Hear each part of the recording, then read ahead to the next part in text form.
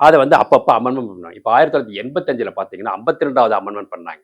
ம். அதில் என்ன சொல்லியிருக்காங்கன்னா, ஒரு கட்சியில் ஒரு சின்னத்தை வச்சு நீங்கள் ஜெயிச்சிட்டீங்க அப்படின்னு சொன்னா, உங்களை நம்பி இண்டிவிஜுவல் நம்பி மட்டுமே ஓட்டு போடல. நீங்க இருக்க கட்சியவும், உங்க சின்னத்தையும் நம்பி தான் போடுறாங்க. உங்களுக்கு நல்லாவே தெரியும். இன்னைக்கு வந்து இன்னும் குக்கு கிராமத்துல ரெட்டலைய பார்த்தாலும் உடனே போட்டுருப்பாங்க. ம். அவங்களுக்கு ஒருத்தர் ரெட்டல்ல யார் நிக்குதுன்னா, எம்ஜிஆர் புரட்சித் தலைவர் எம்ஜிஆர் தான் இருப்பாங்க. புரியுதுங்களா? அந்த ஸோ அப்படிங்கும்போது மாறக்கூடாது. மாறுனா உங்களுடைய பதவி பறிக்கப்படும். அப்படின்னு சொல்லி எச்சரிக்கை விட்டாங்க. எப்போ 1985ல அமெண்ட்மென்ட் 52ல. அதுக்கப்புறமா என்ன பண்ணியிருக்காங்கன்னா, 2003ல அது 91வது அமெண்ட்மென்ட்.